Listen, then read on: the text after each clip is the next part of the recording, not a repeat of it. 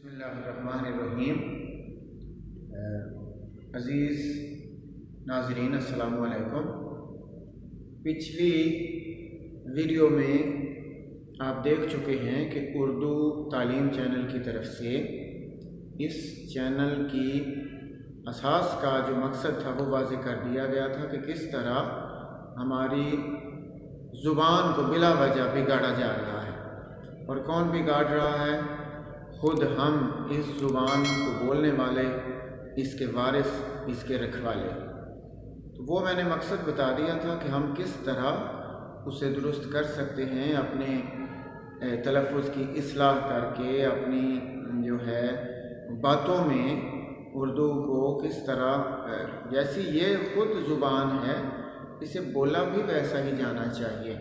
तो आज की वीडियो में हम इबारत, अल्फाज और उनकी कुछ इस्लाह के बारे में आपको बताएंगे। जो हमारा सबसे पहला मेरा नुक्ता है आज की इस वीडियो का, वो है हम उर्दू को दो तरह से लिखते हैं। एक, लिखने के इस जो अंदाज़ है उसे रस्म ख़त कहा जाता है।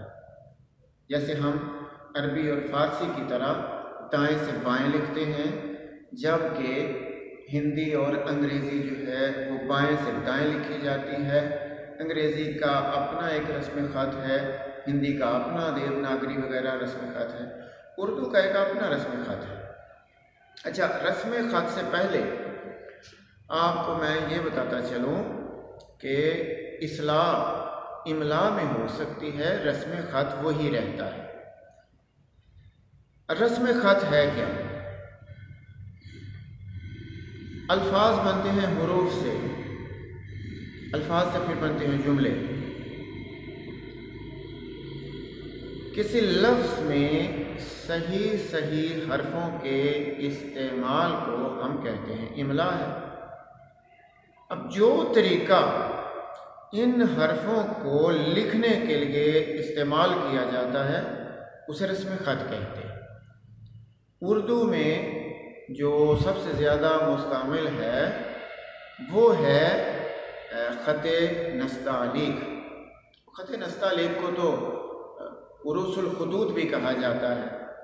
इसकी गोलाइयाँ, इसकी बारीकियाँ, मोटाइयाँ सब काबिल दीद हैं। दुनिया में शायद कोई ऐसा ख़त नहीं जो ख़त नस्तालीक की बराबरी कर सकता हो, जैसा कि उर्दू में ये राइज है।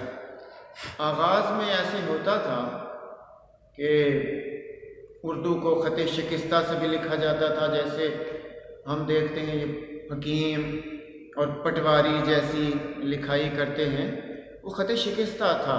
लंबी आड़ी तिरछी लकीरें बनाई जाती थी। फिर अरबी की देखा देखी हमने लिखना शुरू कर दिया और इसकी गोलाइयों और हुरूफ की जो बारीकियाँ थीं उनका ख्याल, कशिशें, बारीकियाँ, इनका ख्याल नहीं किया करते थे। वो ख़त नस्ख़ उसे कहते हैं। नस्ख़ और तालीक दो पुराने खुतूत हैं, उनसे मिल के बना है ख़त नस्तालीक। ख़त नस्तालीक का अपना एक, मैं ये देखें ना ज़रा, कि अगर हम ये दो खुतूत हैं,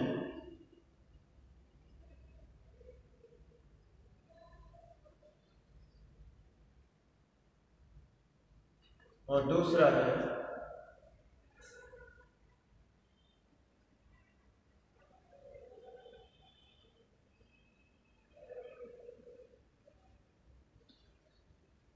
दो ही, एक ही कोई एक लफ्ज़ मैं ले लेता हूँ, उसी को हम इसमें ख़त नस्ख़ में भी लिख के देख लेते हैं और नस्तालीक में भी।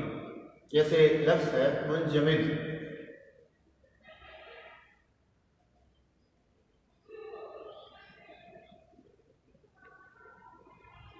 ये ख़त नस्ख़ में ऐसे होगा, अब ख़त नस्तालीक में ये कैसे आएगा?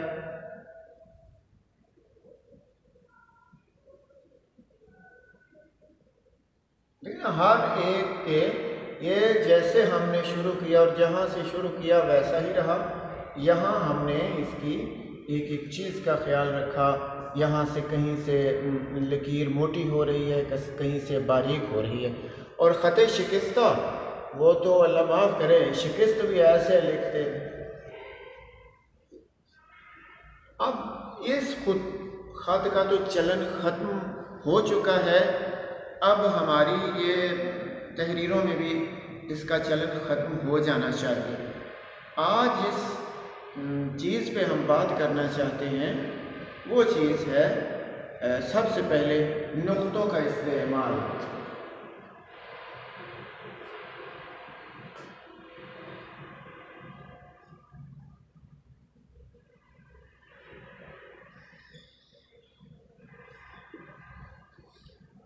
सबसे ज़रूरी मैं समझता हूँ कि नुक्तों का इस्तेमाल है।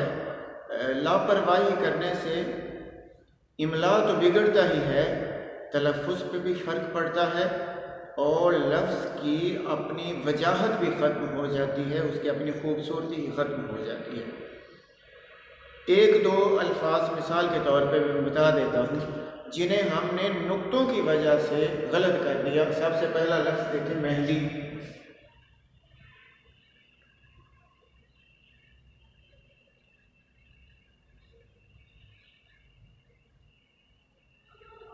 इस तरह से लिखा जाता है मेहंदी, ये तो गलत तरीका। जिस तरह मी में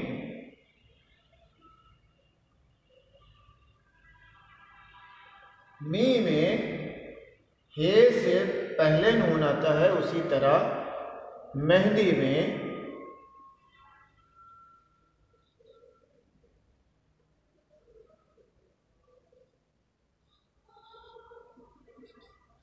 पढ़ा मेहंदी ही जाएगा, लेकिन लिखने में नून का नुक्ता हे से पहले आएगा।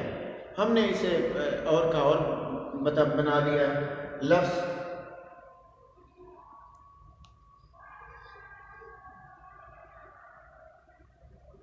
लहंगा को ऐसे लिखना शुरू कर दिया है, जबकि ये लफ्ज़ इस तरह नहीं है। पढ़ने में लहंगा ही रहेगा, लेकिन लिखने में